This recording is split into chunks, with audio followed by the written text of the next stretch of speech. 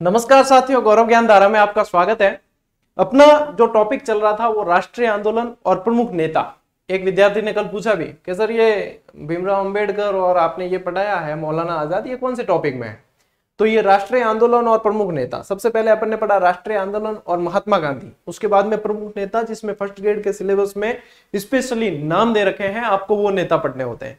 उसमें से अपना मानकर चलो कि अंतिम टॉपिक है ये, जिसमें जवाहरलाल नेहरू और सरदार वल्लभ भाई पटेल, इन दोनों को आज अपन पढ़ने वाले हैं। इन दोनों को साथ में पढ़ने का एक और तुक भी है, वो ये है कि भारत के पहले प्रधानमंत्री और भारत के पहले उप प्रधानमंत्री, इन दोनों को अपन साथ में पढ़ेंगे तो कॉम्बिनेशन बन जाएगा। इसके बाद में आपके इंडियन हिस्ट्री में टॉपिक बचा नहीं, मैं एक बार चेक कर लेता हूं इसमें आपके, हाँ, इसके बाद में आपके इंडियन हिस्ट्री वाला जो जीके में पार्ट है वो पूरी तरीके से हो जाएगा। ठीक है, अब चाहे आप क्लास को 10 बार देखो चाहे 20 बार देखो, मेरी तरफ से ये कंप्लीट हो जाएगा और उसके बाद में अपन इस सिलेबस को लेकर आगे बढ़ेंगे। मेरा भी टारगेट है कि जब तक वैकेंसी आए तब तक कम से कम आधा सिलेबस मैं कवर कर दूं, तो मेरे पास भी इतना बर्डन नहीं रहेगा, फिर पूरा सिलेबस करवाना बहुत आसान हो जाएगा और रिवीजन भी होगा। तो निश्चित रूप से जो नियमित रहेगा फायदा उसको मिलना है। चलिए शुरू करते हैं अपनी इस क्लास को। ये जो यहाँ पे ये जो लिख रखा है तबीयत की जानकारी, जब आप क्लास में आगे बढ़ेंगे तो आपको खुद पता चलेगा कि तबीयत की जानकारी किसे कहा जाता है। जैसे कि यदि आपने पिछली क्लास नहीं देखी है तो पहले उसको देखना, उसमें मैंने बाबा साहब भीमराव अंबेडकर और मौलाना आजाद साहब के बारे में आपको तबीयत की जानकारी दी है। ठीक है, तो अब उसी चीज में आगे बढ़ते हैं अपन, इनको भी बहुत अच्छी तरीके से पढ़े अपन। सबसे पहले अपन पढ़ने जा रहे हैं किसे? चाचा नेहरू।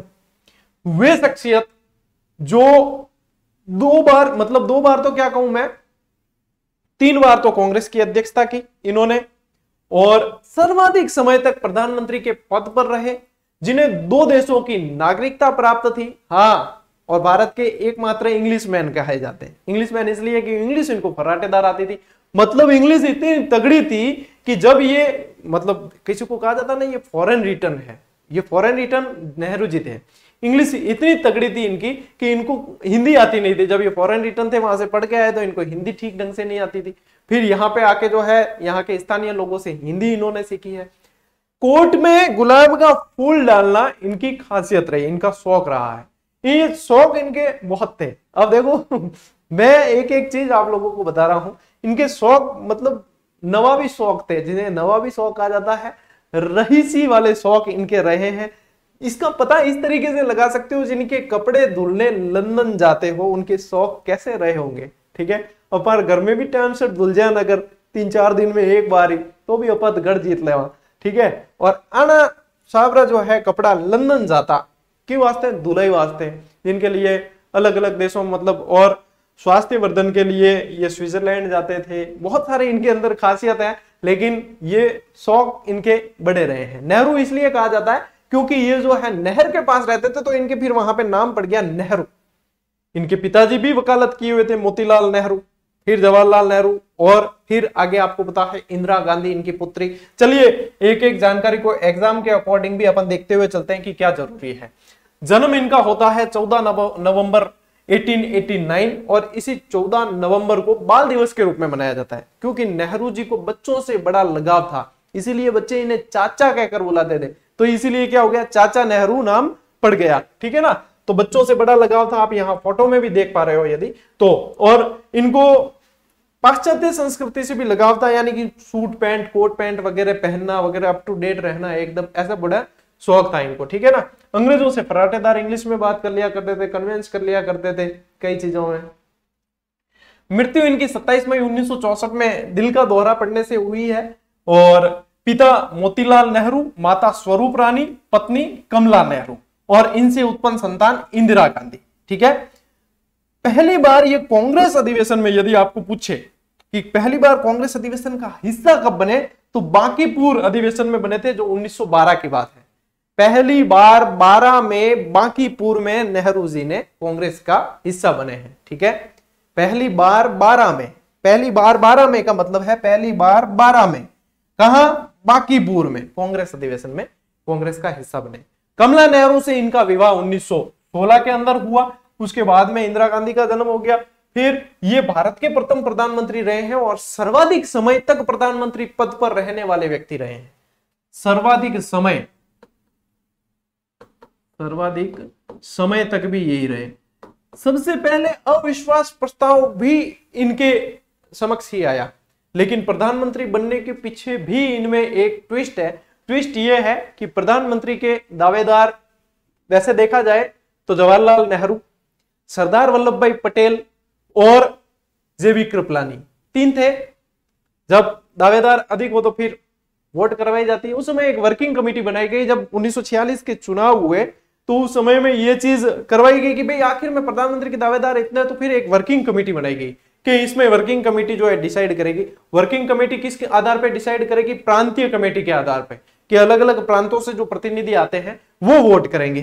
जनता डायरेक्ट वोट नहीं करती, कि प्रत्यक्ष वोटिंग नहीं थी, वो वोट करेंगे और उसके आधार पे देख लिया जाता है। गांधी जी गयो, गांधी जी कह के वोटिंग करा ला। गांधी जी के मेरे तो बनने को नहीं प्रधानमंत्री, जो दावेदार है बिंगी वोटिंग करा दा।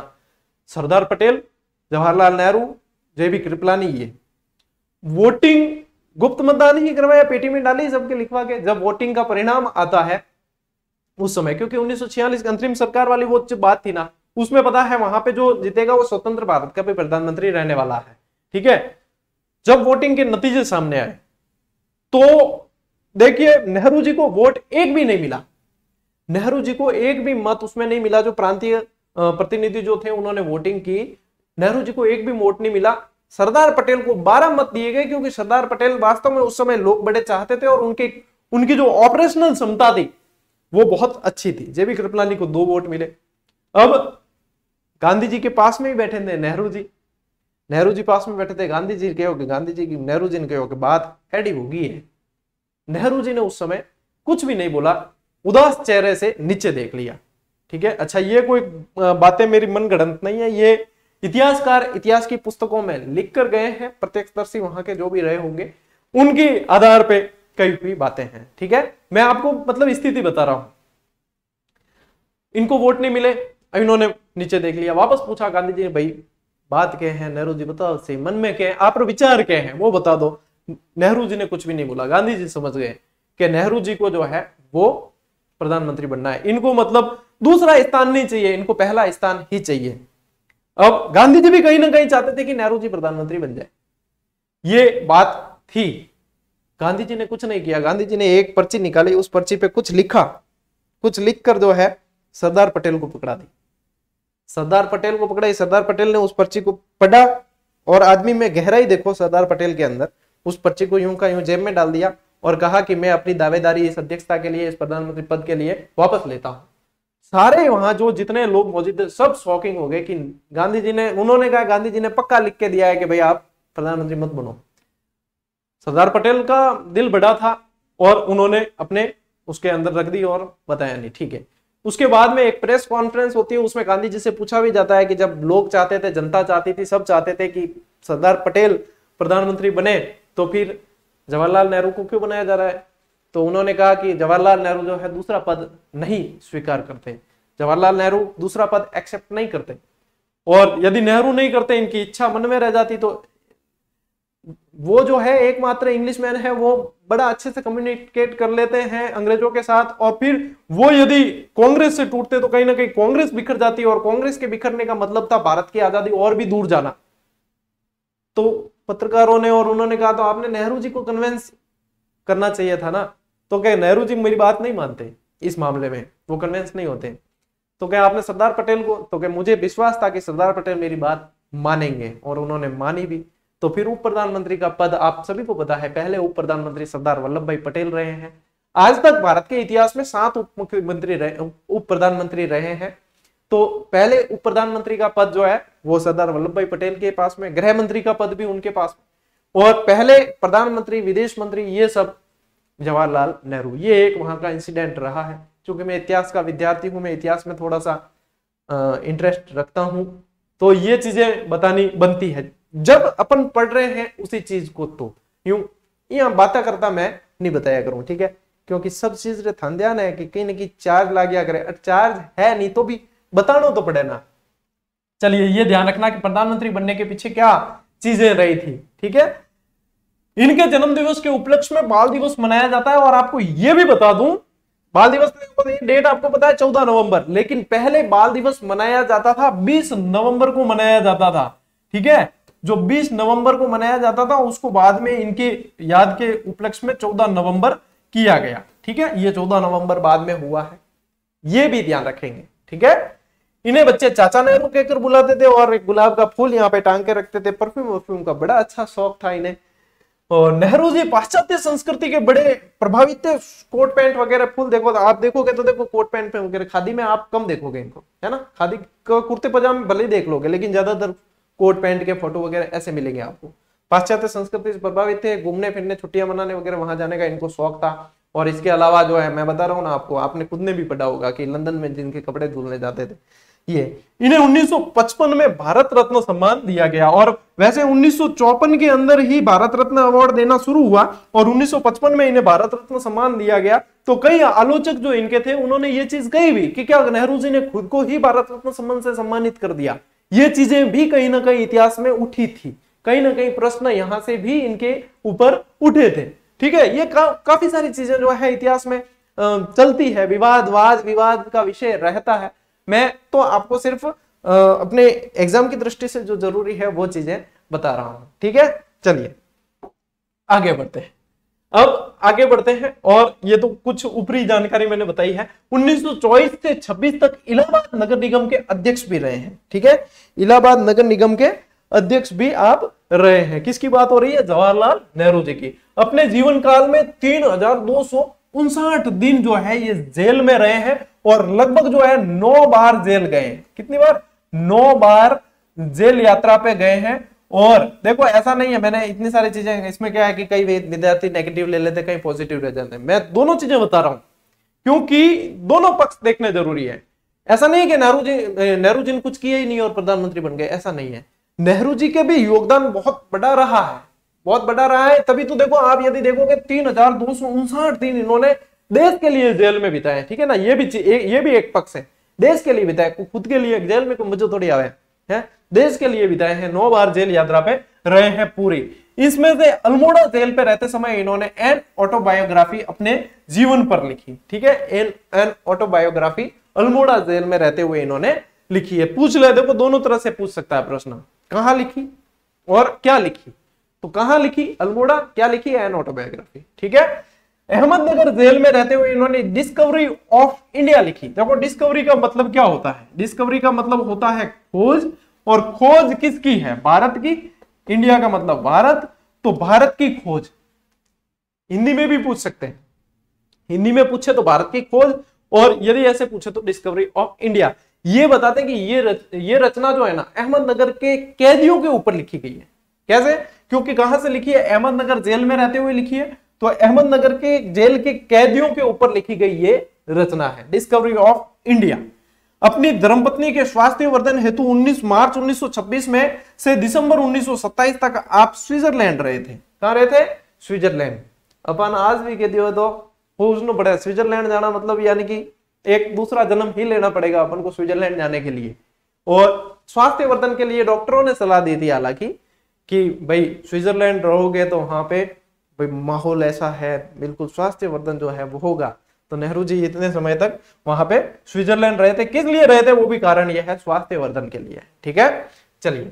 लाहौर अधिवेशन 1929 में पहली बार अध्यक्षता इन्होंने की, और रावी नदी के तट पर मैंने बताया भी था आपको, तिरंगा झंडा लहराया। और प्रथम स्वतंत्रता दिवस वगैरह अगर कंटिन्यू आप क्लासेस देखते हुए आ रहे हो तो अभी 3-4 दिन पहले की ही बात है। प्रथम स्वतंत्रता दिवस वगैरह सारा सब कुछ आपको मैंने बता रखा है उसके बारे में। रावी वाला लाहौर अधिवेशन और उसके बाद वाली सारी घटनाएं मैंने आपको बाकायदा बताई है। कुल 3 बार इन्होंने अध्यक्षता की है कांग्रेस के अधिवेशन की। अच्छा, अध्यक्षता किसकी ये पूछ ले दो भाई। कई जने जो है बिल्कुल 0 लेवल से भी शुरू कर रहे हैं भाई। कमेंट में सारे पढ़ता हूं, मजबूरी ये है कि आप लोग ज्यादा है, हम कम है, मैं एक ही हूं, तो सभी को रिप्लाई नहीं कर पाता, पढ़ता सारा हूं मैं। ठीक है, तो कई सारे फ्रेशर्स भी पढ़ रहे हैं, तो कोई दिक्कत नहीं, मैं बेसिक से ही क्लास को उठाता हूं, भले लेवल कहीं पे लेकर जाऊं मैं, लेकिन बेस से उठाता हूं। तो आप ध्यान क्या रखेंगे, कांग्रेस अधिवेशन की 3 बार अध्यक्षता की है किसने? जवाहरलाल नेहरू जी ने। पहली लाहौर वाले अधिवेशन की 1929 में, दूसरी लखनऊ अधिवेशन की 1936 में, और फिर फैजपुर अधिवेशन की 1937 में। 29, 36, 37। ठीक है, कैसे याद रखो, लाल, हाथों हाथ ही ट्रिक बना रहा हूं, ठीक है ना, मेरे कोई दिमाग में नहीं थी ये, हाथों हाथ ही, ला ल फेरी। देखो अपा जो 1990 और ई दशक वाला हो ना, ए ध्यान रखता परी। अब जो 2005 और 2010 के बाद में जन्म लेने वाले हैं वो परी को फेरी कर चुके हैं, ठीक है, फेरी कर चुके हैं। तो अपन भी देखो बदलते जमाने के साथ में यदि बदले नहीं तो शायद उखड़ना पड़े, तो इसलिए बदलना भी जरूरी है। तो आप क्या याद रखोगे, लाल फेरी, ठीक है। लाहौर, लखनऊ, फैजपुर, छोटी छोटी चीजें हैं और चीजें जो है याद हो जाती है बस। और इसके लिए आपको कोई रट्टा मारने की जरूरत नहीं है, ये बात ध्यान में रखना। ऐसा नहीं कि आप लाल फेरी लाल फेरी लाल फेरी लाल फेरी ये रट्टा मारन होगा, रट्टे मारने की चीज नहीं है। आपने बस ध्यान से देखा है, ध्यान से पढ़ा है, आपके सामने ऑप्शन आएंगे लाहौर, लखनऊ, फैजपुर, आप करके आओगे सही। 29, 36, 37 करना क्या है, रट्टा कहां मारना, कहीं रट्टा मारने की आवश्यकता नहीं है। भारतीय विदेश नीति के जनक रहे हैं ये, इन्हें शांति दूत भी कहा गया और विदेश नीति के पुरोधा भी कहा गया। पहले विदेश मंत्री भी जवाहरलाल नेहरू ही थे। दूसरे व्यक्तिगत सत्याग्रही अपन ने पढ़ा भी था, विनोबा भावे, फिर जवाहरलाल नेहरू, ब्रह्मदत्त, सारे आपको बताए थे, ठीक है। दूसरे व्यक्तिगत सत्याग्रही भी कौन रहे थे, नेहरू जी रहे थे। अंतरिम सरकार के प्रधानमंत्री पहले, देखो ये तो यहीं पे तो पूरी स्टोरी आपको सुनाई है मैंने। तो अंतरिम सरकार का जब गठन हुआ तो ये पहले प्रधानमंत्री बने। पंचशील सिद्धांतों के जनक रहे हैं। पंचशील जो समझौता हुआ उसके अंदर 5 नियम थे, मैंने विदेश नीति नेहरू जी की पढ़ा रखी है, उसमें बताया था, ठीक है। आपके आएगा वापस आके तो वापस भी पढ़ा लेंगे। पंचशील जो समझौता था चाउ एंड लाई, चीन और भारत के जवाहरलाल नेहरू के मध्य हुआ था। 5 सिद्धांत थे उसके अंदर, ये पंचशील समझौते वाला है। अच्छा, गुट निरपेक्षता वाली जो सोच है, जो बात है, वो भी इन्हीं की देन थी, नेहरू जी की। तो कहीं ना कहीं अपन ने कुछ ऐसे पक्ष भी देखे जहां पे देखो शौक आदमी का होता है, उसका तो क्या किया जा सकता है।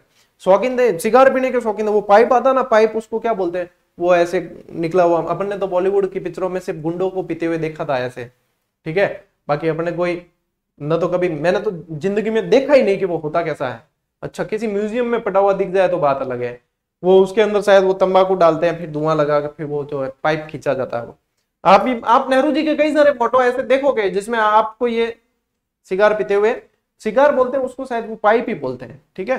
हालांकि अपन धूम्रपान वाली चीज में ज्यादा अंदर जाते ही नहीं, जानकारी रख के करनी क्या, जिस रास्ते जाना ही नहीं उसकी एड्रेस से क्यों पूछना। तो पंचशील सिद्धांतों के जनक रहे थे, बाकी ये है, ठीक है। अब आपके एग्जाम में वहां ये नहीं पूछा जाएगा कि भाई इन्होंने पाइप पिया था या नहीं पिया था, ये तो सिर्फ एक कॉमन जानकारी के बारे में क्या गुरुजी वो भी पूछ ही गए कि पाइप पिया था कि नहीं, पाइप पीने वाले प्रधानमंत्री कौन थे, ऐसे सवाल नहीं बनते हैं। ये तो अपन देखते हैं ना, व्यवहारिकता के अंदर देखी हुई चीजें हैं। चाचा नेहरू के नाम से प्रसिद्ध है। 14 नवंबर बाल दिवस बता दिया आपको। विश्व इतिहास की झलक जो है 1934 में प्रकाशित हुई इनकी पुस्तक, और इसके अंदर है क्या, इसके अंदर है अपनी पुत्री को लिखे 176 पत्रों का संकलन है, जो लेटर लिखते थे उन लेटर्स का संकलन है, ठीक है।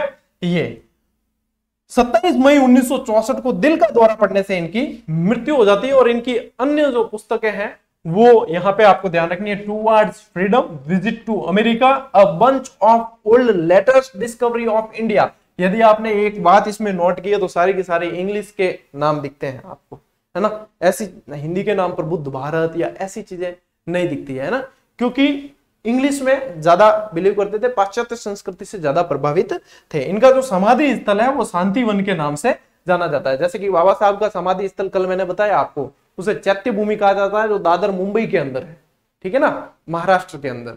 और इनका जो समाधि स्थल है वो शांतिवन कहलाता है। चलिए मैं आपको बताता हूं शांतिवन, ये शांतिवन है, ठीक है।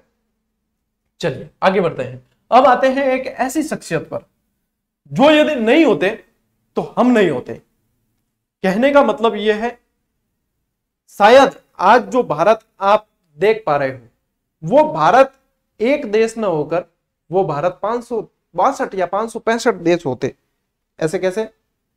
जब स्वतंत्रता मिली भारत को तो देखो उस समय राजा थे, सारे रजवाड़े थे, सभी अपने अपने राज्यों, मतलब रजवाड़े यानी उनका खुद का राज, ठीक है, सभी अपने अपने राज्यों को, खुद की सरकार, खुद के फैसले, खुद के नियम, खुद की जनता, ये वाली नीति थी।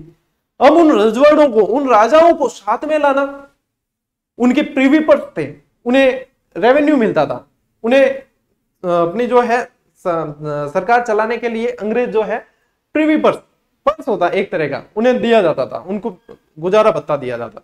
अब उनके दिमाग में यह भी था कि यदि हम भारत में मिल जाए, हमारे ही इनका खर्चों का क्या होगा। तो सरदार पटेल ने उन्हें विश्वास दिलाया कि ये जो है ना, ये भारतीय संघ का मतलब जिम्मेदारी हमारी है कि आपका खर्चा कैसे निकलेगा, आपकी जिम्मेदारी हमारी है। ये सभी विश्वास, देखो इनको कहीं कुछ मतलब इन्होंने प्रयास बहुत किया। एक सरदार पटेल और इनके साथ में थे वीपी मेनन। इनके प्रयासों से ही उस समय 562 रियासतों ने एक होकर एकीकृत भारत की मतलब भारत बन चुका था। 3 रियासतों का रगड़ा था, रगड़ा 3 रियासतों के था। मैं यहां पर इनके परिचय पे आऊं उससे पहले ही आपकी स्थिति क्लियर कर देता हूं कि वो रगड़ा क्या था। अच्छा, राजस्थान में भी रगड़ा था। राजस्थान में रगड़ा ये था, राजस्थान में रगड़ा जोधपुर का था। ठीक है, जोधपुर के उस समय शासक थे हनुमंत सिंह। हनुमंत सिंह को जो है जिन्ना ने उस समय लालच दे दिया, क्योंकि जैसे जो उस नियमावली में आते थे ना कि हाँ, जो स्वतंत्र अस्तित्व रख सकते हैं, जो अपने अनुसार निर्णय ले सकते हैं, आपको इसमें मिलना है या इसमें, वो वाली चीजें। हनुमंत सिंह जी को जिन्ना ने लालच दिया। लालच क्या दिया? एक तो क्या रेल वेल की आपको सुविधा बढ़िया दी जाएगी, एक कराची बंदरगाह जो है उसमें आपको मतलब बंदरगाह का वो फायदा दिया जाएगा, ऐसे वैसे बहुत सारी चीजें। भोपाल के जो राजा थे वो भी मिलना चाहते थे पाकिस्तान के अंदर, वो भी साथ में गए। इनकी मीटिंग जब हुई ना तो वो भी साथ में थे।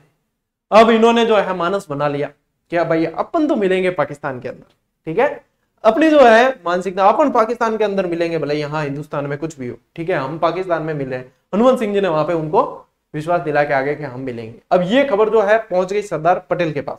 पटेल जी कहे कि यार क्या राजा जी बूंदी फूस गई गए, पाकिस्तान में क्या मिल जाए। और इनका पाकिस्तान में मिलना यानी इनके ऊपर मारवाड़ रियासत मजबूत थी, इनके ऊपर बहुत सारी रियासत वाली जो छोटी मोटी रियासतें हैं वो इनसे जुड़ी हुई है, वो इन पे विश्वास करती है। तो मतलब ऐसे तो पूरा राजस्थान ही पाकिस्तान में चला जाएगा। फिर राजस्थान का पाकिस्तान में जाना यानी कि भारत की राजधानी दिल्ली के पास में सीधी ही पाकिस्तान की पहुंच हो जाना।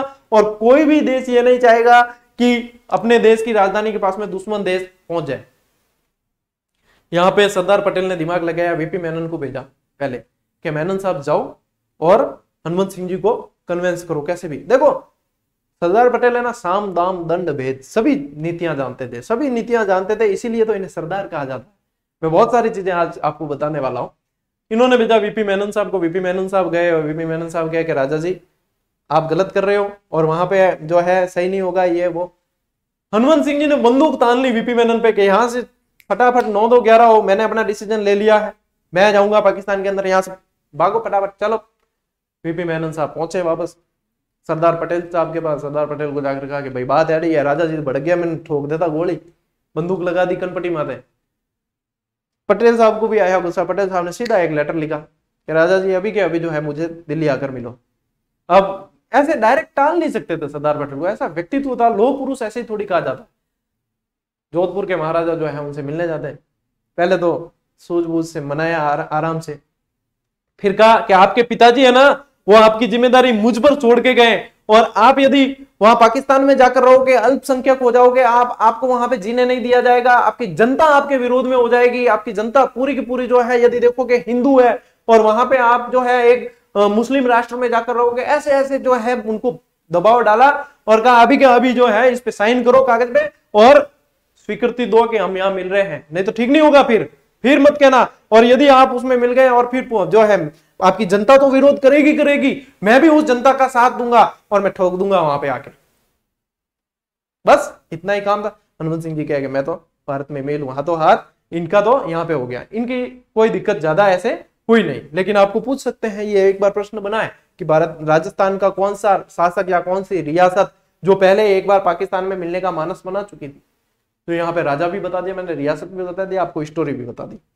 रही बात 3 रियासतों की भारत की जो मिलने से जिन्होंने इंकार किया था, उसमें एक तो आपके आ जाएगा जम्मू कश्मीर JNK, एक आता है आपके हैदराबाद, ठीक है, एक आएगा आपके जूनागढ़। ठीक है, जूनागढ़ में क्या स्थिति थी? जूनागढ़ में स्थिति यह थी कि जूनागढ़ का नवाब मुस्लिम था और जूनागढ़ की जनता हिंदू थी। ठीक है, जूनागढ़ का शासक जो है मुस्लिम था, जूनागढ़ की जनता हिंदू थी। तो स्वाभाविक सी बात है कि यदि देखो एक संप्रदाय के आधार पे कोई अलग देश बन रहा है तो ये वहां जाना चाहेंगे। राजा वहां जाना चाहता था जूनागढ़ का, जनता नहीं जाना चाहती थी। तो सीधी सी बात, वापस वीपी मेनन को भेजा इनके पास में। वीपी मेनन ने जाकर कह दिया कि देखो आप जो है, फिर उनको पता था, अच्छा वीपी मेनन को भेजने से पहले सरदार पटेल ने क्या कहा कि आपको जाकर राजा से नहीं मिलना है, ठीक है ना, राजा से नहीं मिले वो जाकर। वहां जागीरदार बहुत सारे हैं, छोटे छोटे जो जागीरदार हैं, वहां की जनता है, उनसे मिलो जाकर, ठीक है, उनसे जाकर मिलो और उन्हें कन्विंस करो। इन्होंने जाकर जनता, जितने भी जागीरदार है, उन जनता को और जागीरदारों को भड़का दिया कि राजा के विरुद्ध विद्रोह कर दो। अब जब जनता ही पाकिस्तान में जाना नहीं चाहेगी तो राजा क्या करेगा? तो राजा ने वहां पे क्या किया, फिर इन्होंने एक बीच का रास्ता निकाला कि इनसे वोटिंग करवा देते हैं, जनमत संग्रह ले लेते हैं, जिसे कहा जाता है जनमत संग्रह। क्या याद रखोगे? जूनागढ़ को जनमत संग्रह से मिलाया, जनमत संग्रह, ये जूनागढ़ की बात है। जनमत संग्रह करवाया, वोटिंग करवाई, तो उसमें से 1,19,000 लोगों ने वोट दिया भारत में रहने के लिए और 91 वोट, 91 वोट प्राप्त हुए पाकिस्तान में रहने के लिए। डिसीजन हाथों हाथ हो गया कि करना क्या है, बस बात खत्म, जूनागढ़ का मिला लिया गया जनमत संग्रह द्वारा। अब बात रही अपने हैदराबाद की, तो हैदराबाद के नवाब जो थे, दिखती बात है कि यहाँ पे मुस्लिम बाहुल्य क्षेत्र था, ये भी पाकिस्तान में मिलना चाहेंगे, तो यहाँ पे भी बात वही थी। यहाँ के जो नवाब थे, हैदराबाद के नवाब, वो भी चाहते थे वहां पे मिलना। हैदराबाद के नवाब तो जो है पाकिस्तान को कई तरीके से फंडिंग भी करते थे, 20 करोड़ रुपए की फंडिंग ऑलरेडी कर चुके थे, और उस खर्चे को जो है जम्मू कश्मीर को हासिल करने के लिए पाकिस्तान लगाता था।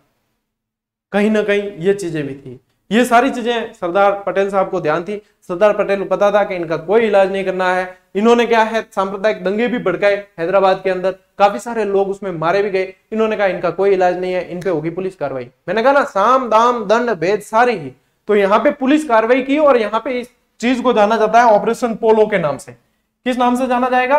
हैदराबाद वाली जो चीज है वो कहलाती है ऑपरेशन पोलो। तो ऑपरेशन पोलो के तहत मतलब दबाव डाला, पुलिस कार्रवाई की और मिला दिया। रही बात जम्मू कश्मीर की, तो जम्मू कश्मीर में उस समय हरि सिंह जी शासक थे। कौन थे? हरि सिंह जी शासक थे। हरि सिंह जी की भी सोच थी कि भैया मैं पाकिस्तान में मिल जाता हूं, पाकिस्तान से मुझे सहयोग मिलेगा, मैं इसको जो है जम्मू कश्मीर को एक अलग ही देश की नहीं, देखो ये तो जन्नत है, तो इसको एक अलग ही रूप में मैं पेश करूंगा और मैं इसको बढ़िया स्विट्जरलैंड की तरह डेवलप कर दूंगा, ये कर दूंगा, वो कर दूंगा। लेकिन यहाँ पे जो है कबायली ज्यादा थे, कबायली ज्यादा थे, तो यहाँ पे जो पाकिस्तान ने एक आतंकवादी मूवमेंट करवाया जिसमें कबायली जितने भी थे वो पाकिस्तान के साथ में हो गए और वहां पे माहौल हो गया खराब। इसी का फायदा उठाते हुए सरदार पटेल ने वीपी मेनन साहब को वापस भेजा, एक विलय पत्र लेकर सीधे के सीधे कि राजा जी देखो जनता तो होगी खिलाफ आपकी, कबायली जितने भी थे जाके पाकिस्तान के साथ में मिल गए, अब आपके अंदर होगी बूंदी, यदि आप हमारे साथ में नहीं मिले, आप हमें स्वीकृति दो, हम हमारी सेना भेजते हैं, फौज भेजते हैं और इन कबायलियों को और पाकिस्तानियों को खदेड़ देते हैं, आप भी सेफ, आपकी जनता भी सेफ और हम भी सेफ। हाथों हाथ हरि सिंह जी के लॉ विलय पत्र, ठीक है। तो ये जम्मू कश्मीर का विलय हुआ विलय पत्र के द्वारा।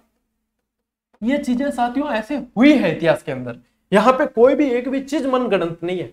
यदि आप इतिहास की पुस्तकें पढ़ोगे व्यवस्थित तरीके से तो ये चीजें आपको इंटरेस्ट आएगा। ये मुझे पता है कि आपको ये सुनने में भी इंटरेस्ट आ रहा होगा, तो यदि आपको विस्तृत जानकारी देखो होती है तो कहीं भी आप बोल भी सकते हो कि अच्छा ये चीज ऐसे हुई थी, और बोलोगे कब? तब जानकारी होगी। तो ये चीजें फैक्ट तो निकल के आते हैं इतने, और मैंने आपको ये बता दिया। अब बढ़ते हैं अपन क्लास की तरफ। इसलिए ये व्यक्ति सरदार के नाम से जाना जाता है। अच्छा, सरदार पहले नहीं कहा जाता था, सरदार कहा गया बारदोली आंदोलन के बाद। वहां की भी स्टोरी अभी मैं बताता हूं आपको। जन्म कब हुआ है? 31 अक्टूबर 1875 नडियाद गुजरात के अंदर। पिता जवेरभाई पटेल, माता लाडबाई, उपाधियां लोह पुरुष, सरदार और भारत का बिस्मार्क। भारत का बिस्मार्क इसलिए कहा जाता है, जर्मनी का एकीकरण बिस्मार्क ने किया और इन्होंने भारत का एकीकरण किया, तो इन्हें भारत का बिस्मार्क कहा जाता है। लोह पुरुष कहा जाता है, बहुत बड़ी बड़ी जिम्मेदारियां इन्होंने अपने कंधों पर ली है और उन जिम्मेदारियों को पूरा किया है। यदि अभी तक अपन ने देखा, आपने मुझे सुना, तो आप इस चीज को जान चुके हो। मृत्यु इनकी 15 दिसंबर 1950 को हुई, लेकिन इनकी मृत्यु के बारे उपलक्ष्य में तो नहीं, लेकिन 15 दिसंबर को भारत में एक दिवस मनाया जाता है। आप लोगों को कमेंट करके बताना है कि वो दिवस कौन सा मनाया जाता है 15 दिवस को, और किस व्यक्ति की याद में मनाया जाता है ये भी बताना है। और वो व्यक्ति ऐसा है जिसे चाहे हिंदू, चाहे मुसलमान, चाहे कोई भी हो, वो सभी बराबर मानते हैं, क्योंकि ऐसे व्यक्तित्व सिर्फ एक बार जन्म लेते हैं। आपको बताना है किसकी याद में मनाया जाता है और कौन सा दिवस मनाया जाता है। ठीक है, चलिए, इनके जन्म दिवस को राष्ट्रीय एकता दिवस के रूप में मनाया जाता है। किसके? सरदार वल्लभ भाई पटेल के जन्म दिवस को 31 अक्टूबर को राष्ट्रीय एकता दिवस के रूप में मनाया जाता है। ये स्वतंत्र भारत के प्रथम गृह मंत्री रहे थे और ये भारत के प्रथम उप प्रधानमंत्री भी रहे हैं। सरदार पटेल द्वारा कांग्रेस के कराची अधिवेशन की अध्यक्षता की गई। ठीक है, पूछ ले, ध्यान रखना, 1931 की बात है। कराची अधिवेशन की अध्यक्षता की। भारत का एकीकरण कर इसे एक राष्ट्र का रूप देने का श्रेय सरदार पटेल को जाता है। इन्होंने नारा दिया, सरदार पटेल ने, देखो इनकी सोच कितनी दूरगामी थी, अंग्रेजों एशिया छोड़ो, अंग्रेजों एशिया छोड़ो, सिर्फ हमारा भारत नहीं, एशिया ही छोड़ो तुम तो पूरा ही, कहीं भी उपनिवेश नहीं बनाओगे आप, उपनिवेश कहीं आपके नहीं होंगे, एशिया छोड़ो, निकलो यहां से, रफू चक्कर हो, नहीं निकलो तो जापट मार निकाला। एड व्यक्तित्व हो कि नो, सरदार वल्लभ भाई पटेल कर्ण पटेल नीचे एक देर निकाला, नहीं निकले तो भी, ये व्यक्तित्व इनका था ऐसा, भाई दी नहीं है किसी के, ठीक है, कि एक अंग्रेज थोड़ी है एक दान निकल जाए, लाई दी नहीं है, लेकिन व्यक्तित्व ऐसा था, शेर जैसा व्यक्तित्व था इनका। यह नारा याद रखना। हाल ही में सरदार पटेल की 182 मीटर ऊंची मूर्ति जो है गुजरात में बनाई गई, जो विश्व की सबसे ऊंची प्रतिमा, सबसे ऊंची प्रतिमा है विश्व की, जिसे स्टैच्यू ऑफ यूनिटी के नाम से जाना जाता है। यूनिटी यानी एकता, स्टैच्यू ऑफ यूनिटी के नाम से जाना जाता है, ये भी ध्यान रखेंगे। चलिए, स्टैच्यू ऑफ यूनिटी का थोड़ा सा अपन देख लेते हैं कि स्टैच्यू ऑफ यूनिटी है क्या, क्या वास्तव में ये विश्व की सबसे ऊंची मूर्ति है या सिर्फ ऐसी। तो इस चीज को फैक्ट के आधार पर व्यवस्थित रूप से देखते हैं। देखो, ऊंचाई देखी जाए तो 182 मीटर की है, स्टैच्यू ऑफ लिबर्टी से 2 गुनी ऊंचाई है। इसको अपन साबित भी करेंगे अभी कि 2 गुनी कैसे है। 182 मीटर है, यह याद रखना, स्टैच्यू ऑफ लिबर्टी से 2 गुनी है। गुजरात के अंदर अहमदाबाद से लगभग 200 किलोमीटर दूर है, ये नर्मदा नदी के किनारे है। 5700 मीट्रिक टन इसके अंदर स्टील इस्तेमाल हुआ है, 22,500 मीट्रिक टन सीमेंट का इस्तेमाल हुआ है, 18,500 टन रॉड लगी है, 18.5 लाख किलोग्राम का कांस्य का लेप किया गया मूर्ति के ऊपर, और मूर्ति में लिफ्ट 153 मीटर की ऊंचाई तक जाती है। यहां तक आगे यहाँ पे इसमें बताया भाई, ये देखो यहां तक लिफ्ट जाती है, ठीक है ना। तो 153 मीटर की ऊंचाई तक लिफ्ट जाती है। अच्छा, लिफ्ट नहीं हो तो अपन टोटिया दुखना आ जाए, ठीक है। 153 मीटर तक तो लिफ्ट जाती है, यदि 182 मीटर पूरा चढ़ना पड़ा हो तो कौन चढ़े इतना। आजकल अपन 2 मंजिल चढ़ने 5 दिन में 2 बार कह दियो ना, तो वास्तव मौत आ जाए। और यहाँ पे नहीं चढ़ सकते, यहाँ पे लिफ्ट लगी हुई है, ठीक है। इतनी एक बार में 200 पर्यटक जो है मतलब दीदार कर सकते हैं, ठीक है। चलिए, कीमत लगभग 3000 करोड़ की लागत इसमें आई। 15,000 पर्यटक रोजाना यहाँ, ये जो है पहले की इमेज है, तो आने की उम्मीद है, लगभग यहाँ विजिट करते हैं। 3400 वर्कर्स ने 2400 घंटे यहाँ पे काम किया है, 24/7। 7 मंजिला इमारत जितना तो इनका चेहरा ही है, ये जो चेहरा देख पा रहे हो इस मूर्ति का, ये 7 मंजिला इमारत जितना तो सिर्फ चेहरा बनाया गया है। और इंसान के कद से बड़े होठ और आंखें और जैकेट के बटन है, जैकेट के बटन वगैरह जो है एक इंसान के कद से बड़े, सामान्य इंसान के, ठीक है। थे खलीरो कह दो या कम हाइट वाला कह दो, वो नहीं है, सामान्य वाला। 25,000 टन। चलिए, ये चीजें आपको बता दी। 6.5 तीव्रता का यदि भूकंप आए या 220 किलोमीटर प्रति घंटे की रफ्तार से हवा चले तो भी इस मूर्ति का कुछ भी नहीं उखाड़ पाएगी, ठीक है ना। 2389 करोड़ रुपए का लगभग जो है एग्जैक्ट यदि देखा जाए तो इतना खर्च इस पे आया है। 250 इंजीनियर, 3400 मजदूर जो है यहाँ हमेशा इन्होंने काम किया, और 153 मीटर ये बता ही दिया मैंने आपको कि यहाँ गैलरी भी बनाई गई है और उसका ये लिफ्ट लगी हुई है, उससे देख सकते हैं। ये प्रतिमा 200 किलोमीटर दूर है अहमदाबाद से, नर्मदा सरदार सरोवर डैम के निकट साधु आइलैंड पे बनी हुई है। साधु आइलैंड पे ये बनी हुई है, ये इतनी बड़ी मूर्ति है, ठीक है। चलिए आगे यदि देखा जाए, मैंने आपको कहा कि अपन देखेंगे कि वास्तव में सबसे ऊंची है या सिर्फ ऐसे ही कह रहे हैं। तो वर्ल्ड टॉलेस्ट स्टैच्यू यदि देखें तो देखो, स्टैच्यू ऑफ यूनिटी जो है वो 182 मीटर की है। कितनी है? 182 मीटर की है। इसके बाद में दूसरे स्थान पर आती है स्प्रिंग टेम्पल बौद्धा, चाइना की, जो 128 मीटर की है, ठीक है, स्प्रिंग टेम्पल बौद्धा। फिर यदि इसमें देखा जाए तो आपके यहाँ पे 108 मीटर की आ जाती है आपके नानसाई चाइना वाली जो है, ज्वेनाई ऑफ नानसाई चाइना, ठीक है। नाम ही चाइना में तो एडो लिक्विड बोली जानी है एक बार में। इसके बाद में स्टैच्यू ऑफ लिबर्टी यदि देखोगे तो 93 मीटर की है। अब 93 की डबल कर दो आप, 90 और 90 180, तो 182 मीटर की यह है, यानी कि स्टैच्यू ऑफ लिबर्टी से तो सीधी डबल हो गई है। स्टैच्यू ऑफ लिबर्टी जो यूएस वाली है उससे सीधी डबल है। 91 मीटर की द मदरलैंड फॉल्स है जो रसिया के अंदर है, 38 मीटर की, क्राइस्ट द रेडिमेर, ब्राजील की है, ठीक है, रेडिमेर की। तो ये यदि देखोगे तो आपको ये चीज इससे ये क्लियर हो जाएगा कि सबसे ऊंची जो मूर्ति है वर्तमान में वो स्टैच्यू ऑफ यूनिटी है जो सरदार वल्लभ भाई पटेल की है। और जो व्यक्तित्व है, यदि आपने इस क्लास को देखा है तो वास्तव में डिजर्व करते हैं या नहीं करते हैं, इनका ये स्टैच्यू इतनी हाइट, इतना कद डिजर्व करता है या नहीं करता, ये आप लोग बहुत अच्छे से अब जान चुके हैं। आज की ये जो क्लास है वो पूरी हो चुकी है और इसी क्लास के साथ में अपने इंडियन हिस्ट्री के जो टॉपिक थे जीके के अंदर, प्रथम प्रश्न पत्र स्कूल व्याख्याता का, वो सारे के सारे अपने क्लास में पूरे हो गए। आज 18वीं क्लास थी और 18 क्लास के माध्यम से ये पूरे हो गए। अब आप चाहे इसे कितनी बार देखो, नोट्स बनाओ, कैसे पढ़ो, ये सारी, अच्छा इसके अभ्यास भी आप कर सकते हो, अपने अभ्यास टॉपिक वाइज दे रखे हैं। इस जीके हिस्ट्री वाला जो पार्ट है वो स्कूल व्याख्याता के दे रखे हैं सारे के सारे, तो आप वहां से टॉपिक वाइज में आप साथ ही साथ अभ्यास भी कर सकते हो। ये फैसिलिटी आपको दे रखी है जो लागत से भी कम के अंदर दे रखी है, ठीक है। तो इसी के साथ पूरी हो गई। अब आगे जो है, इसके आगे जो भी टॉपिक होगा वो सिलेबस देख के अपन सिलेबस के अनुसार आगे बढ़ेंगे, ठीक है। बढ़िया, अच्छी तरीके से पढ़ते रहो, चैनल को शेयर करते रहो, सब्सक्राइब करते रहो और दिल से दुआएं देते रहो। मिलेंगे अगले वीडियो में, अगली क्लास में, तब तक के लिए राम राम, जय हिंद।